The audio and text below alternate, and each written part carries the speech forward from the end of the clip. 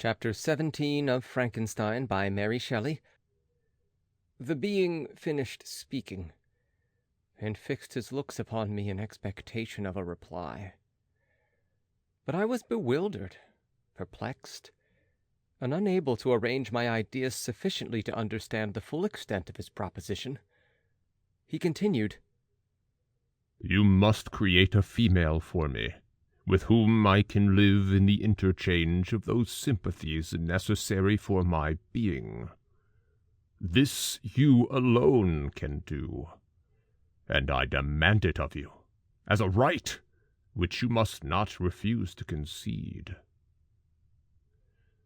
The latter part of his tale had kindled anew in me the anger that had died away while he narrated his peaceful life among the cottagers, and as he said this I could no longer suppress the rage that burned within me.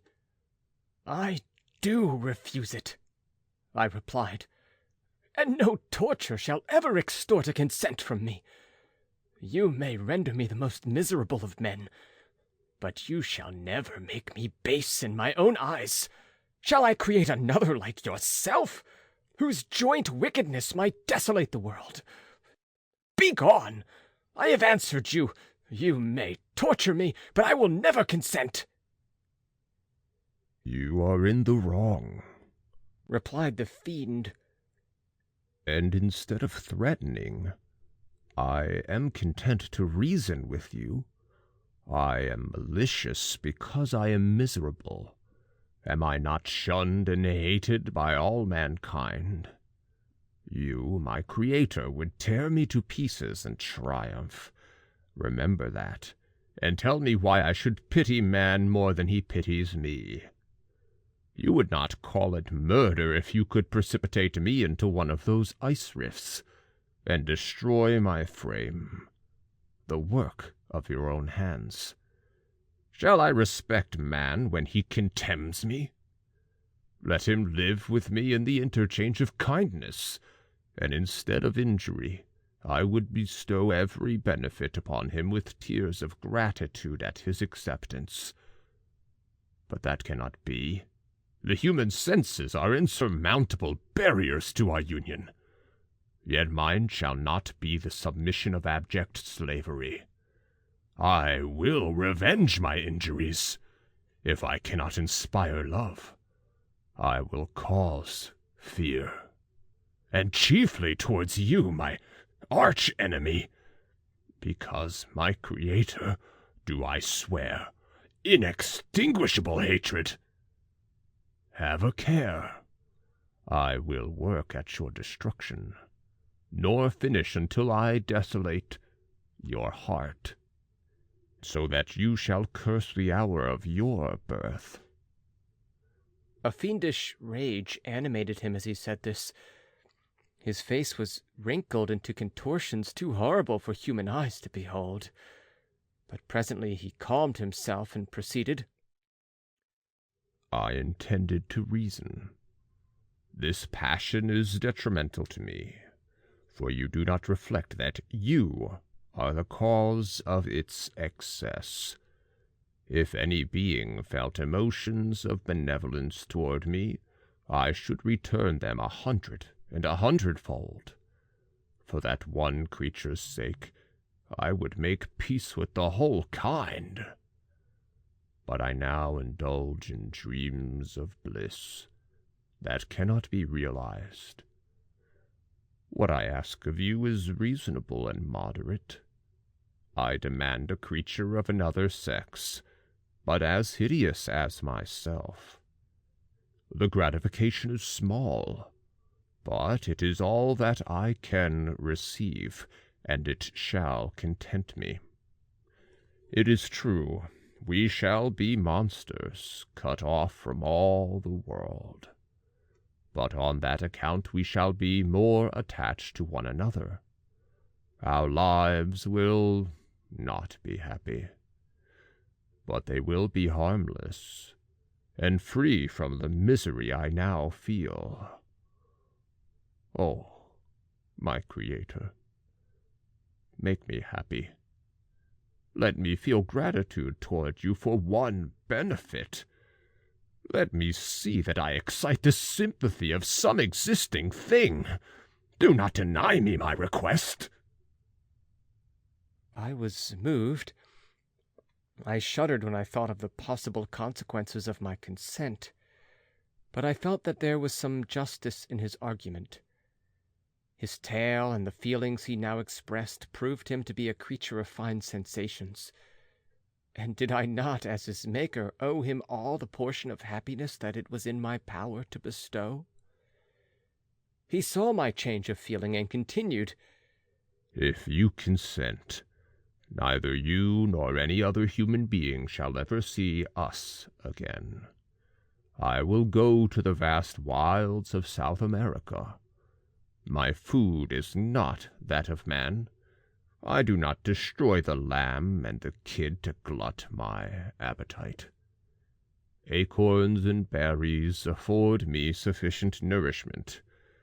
My companion will be of the same nature as myself, and will be content with the same fare. We shall make our bed of dried leaves. The sun will shine on us as on man, and will ripen our food. The picture I present to you is peaceful and human, and you must feel that you could deny it only in the wantonness of power and cruelty. Pitiless as you have been toward me, I now see compassion in your eyes. Let me seize the favorable moment and persuade you to promise what I so ardently desire." "You propose," replied I, "to fly from the habitations of man, to dwell in those wilds where the beasts of the field will be your only companions? How can you, who long for the love and sympathy of man, persevere in this exile?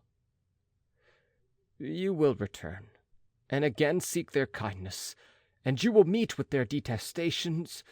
Your evil passions will be renewed, and you will then have a companion to aid you in the task of destruction. This may not be. Cease to argue the point, for I cannot consent." "How inconstant are your feelings! But a moment ago you were moved by my representations. And why do you again harden yourself to my complaints? I swear to you, by the earth which I inhabit, and by you that made me, that, with the companion you bestow, I will quit the neighborhood of man and dwell as it may chance in the most savage of places. My evil passions will have fled, for I shall meet with sympathy. My life will flow quietly away, and in my dying moments I shall not curse my Maker." His words had a strange effect on me. I compassionated him, and sometimes felt a wish to console him. But when I looked upon him, when I saw the filthy mass that moved and talked, my heart sickened, and my feelings were altered to those of horror and hatred. I tried to stifle these sensations. I thought that as I could not sympathize with him, I had no right to withhold from him the small portion of happiness which was yet in my power to bestow. "You swear," I said, "to be harmless. But have you not already shown a degree of malice that should reasonably make me distrust you? May not even this be a feint that will increase your triumph by affording a wider scope for your revenge?" "How is this? I must not be trifled with, and I demand an answer. I have no ties and no affections. Hatred and vice must be my portion.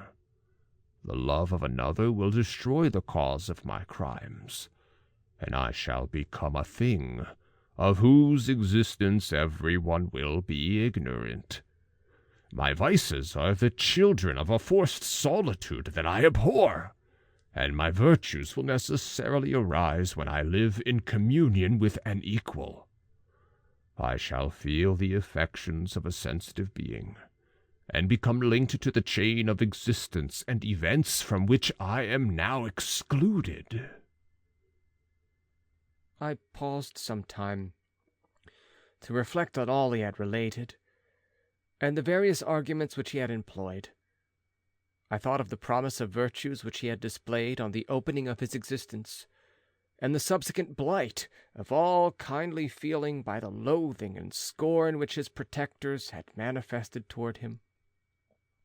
His power and threats were not omitted in my calculations.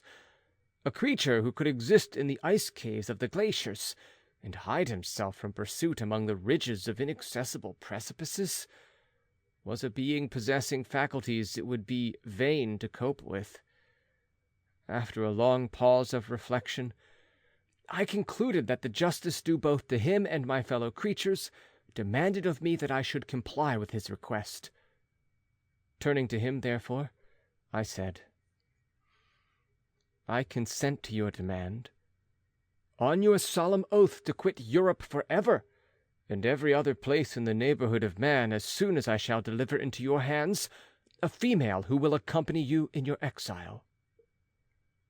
"I swear," he cried, "by the sun, and by the blue sky of heaven, and by the fire of love that burns my heart, that if you grant my prayer, while they exist you shall never behold me again.